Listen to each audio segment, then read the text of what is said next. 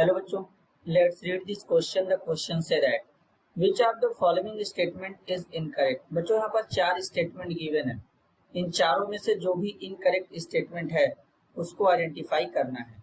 तो सबसे पहले समझेंगे की कॉन्सेप्ट। की कॉन्सेप्ट होगा बच्चों प्रॉपर्टीज ऑफ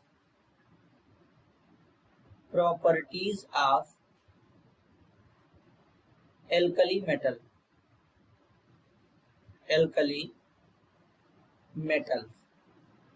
तो सबसे पहले स्टेटमेंट की बात करते हैं। The super oxide ion that is O2 minus is stable only in presence of larger cation such as potassium, rubidium and caesium. अगर हम बात करें बच्चों जैसे एल्कली मेटल की कैटायन की, तो सबसे पहले जो एल्कली मेटल के कैटायन होते हैं जैसे कि लिथियम आयन होता है, सोडियम आयन होता है, पोटेशियम आयन होता है, रुबीडियम आयन होता है, सीजियम आयन होता है, ये होते हैं बच्चों। तो जब हम लोग लिथियम से सीजियम आयन की तरफ चलते हैं, यानी लिथियम आयन से सीजियम आयन की तरफ चलेंगे तो नंबर ऑफ सेल इंक्रीज होगा। अब नंबर ऑफ सेल इंक्रीज होता है तो इसमें होता यह है कि इनका साइज जो होता है वो इंक्रीज कर जाता है। तो इसका साइज क्या होगा? लार्ज साइज हो जाएगा, लार्ज साइज होगा। सबसे ज्यादा साइज किसका होगा? लिथियम आयन, सीजियम आयन का। तो अगर हम देखें पोटेशियम, रुबीडियम, सीजियम, तो इनका साइज लार्ज होगा क्योंकि लिथियम और सोडियम के कंपेयर में इनमें नंबर ऑफ सेल ज्यादा होंगे। तो अब जो यहाँ पर सुपर ऑक्साइड आयन दिया है O2 माइनस, इसका भी साइज क्या है? लार्ज है। तो जब कैटायन और एनायन का साइज लार्ज होगा तो इनमें इलेक्ट्रोस्टैटिक फोर्स ऑफ अट्रैक्शन ज्यादा होगा। तो बोलेंगे बच्चों ये क्या होंगे? स्टेबल होंगे, इनका लैटिस एनर्जी हाई हो जाएगा। तो स्टेबिलिटी कहीं ना कहीं इनका इंक्रीज कर जाएगा। तो इसलिए बच्चों यहाँ पर स्टेटमेंट फर्स्ट जो है वो करेक्ट है।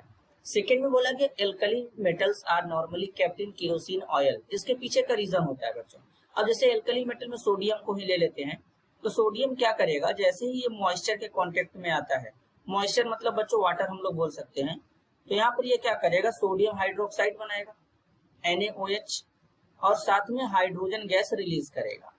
अब बच्चों जो हाइड्रोजन गैस तो रिलीज होता ही होता है, साथ में लार्ज अमाउंट में एनर्जी रिलीज होता है जिसको हीट एनर्जी कहते हैं।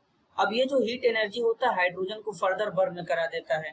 तो अब इसके लिए क्या करते हैं कि एल्कली मेटल बहुत ही फास्ट वाटर के साथ रिएक्ट कर रहे हैं, मॉइस्चर के साथ, तो इनको केरोसिन ऑयल में रख देंगे तो ये मॉइस्चर के कांटेक्ट में नहीं आएंगे तो रिएक्शन नहीं होगा, सेफली बचे रहेंगे। तो इसलिए इनको क्या करते हैं, केरोसिन ऑयल में रखते हैं। स्टेटमेंट सेकंड करेक्ट है। स्टेटमेंट थर्ड में बोला गया all the alkali metal hydride are ionic solid which high melting point. अगर हम इनके आयनिक हाइड्राइड की बात करेंगे, जैसे कि बच्चों मान लेते हैं सोडियम हाइड्राइड है, फिर क्या है बच्चों, पोटेशियम हाइड्राइड है, रुबीडियम हाइड्राइड है, सीजियम हाइड्राइड है। तो इनमें होता क्या है कि ये जो होते हैं आयनिक नेचर के होते हैं, क्योंकि ये मेटल और नॉन मेटल से मिलकर बने हैं तो ये आयनिक नेचर के होते हैं। तो आयनिक नेचर के होने का इनका मेल्टिंग और बॉइलिंग मेल्टिंग पॉइंट ज्यादा होगा क्योंकि इलेक्ट्रोस्टैटिक फोर्स ऑफ अट्रैक्शन ज्यादा होगा। लेकिन अगर यहीं पे हम लिथियम हाइड्राइड की बात कर दें तो लिथियम हाइड्राइड जो होता है आयनिक न होकर के ये कौन सा कैरेक्टर रखता है बच्चों? कोवैलेंट रखता है। इसके पीछे का रीजन है, ये कोवैलेंट क्यों होता है? क्योंकि लिथियम आयन का साइज बहुत ही स्मॉल होता है। तो जो हमारा एनायन है जिसको हम लोग हाइड्राइड आयन बोलेंगे, इसके इलेक्ट्रॉन क्लाउड को लिथियम आयन डिस्टॉर्ट कर देगा, जिसके कारण कहीं ना कहीं कोवैलेंट कैरेक्टर आ जाता है। तो इसलिए कोवैलेंट नेचर का हो जाता है। नहीं तो इसके अलावा ये जितने भी हाइड्राइड शो हो रहे हैं ये कौन से नेचर के होते हैं? आयनिक नेचर के होते हैं बच्चों। इसलिए इनका मेल्टिंग पॉइंट ज्यादा होता है, इलेक्ट्रोस्टैटिक फोर्स ऑफ अट्रैक्शन ज्यादा होगा, लैटिस एनर्जी ज्यादा होगा। अब 4 की बात करेंगे तो यहाँ पर कंसंट्रेटेड सोल्यूशन जो है एल्कली मेटल का लिक्विड अमोनिया में, वो क्या होता है? स्ट्रांगली पैरामैग्नेटिक होता है। जैसे हमारा एल्कली मेटल है, जब X+Y यहाँ पे लेते हैं बच्चों, ये लिक्विड अमोनिया है। जैसे ही लिक्विड अमोनिया के साथ रिएक्ट करता है तो सबसे पहले तो यहाँ पर एक कॉम्प्लेक्स बनाता है, यहाँ पर ये कॉम्प्लेक्स बनाएगा और साथ में यहाँ पर ये अमोनिएटेड इलेक्ट्रॉन होते हैं। कौन से इलेक्ट्रॉन होते हैं बच्चों? अमोनिएटेड इलेक्ट्रॉन होते हैं। और इसी अमोनिएटेड इलेक्ट्रॉन के कारण ये क्या शो होता है, ये जो होता है बच्चों अमोनिएटेड इलेक्ट्रॉन के कारण ये शो होता है पैरामैग्नेटिक नेचर का।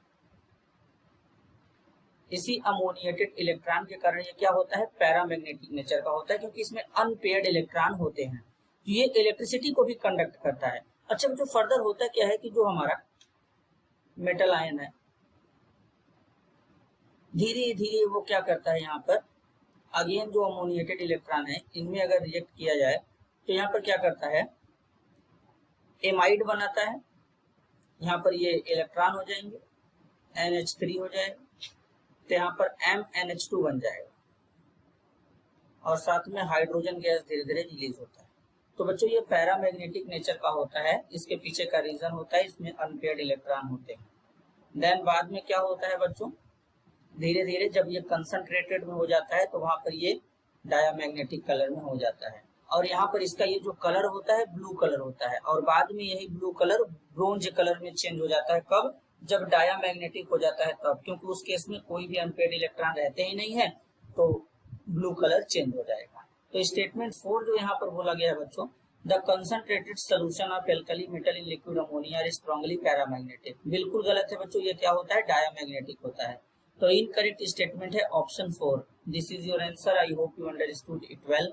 All the best.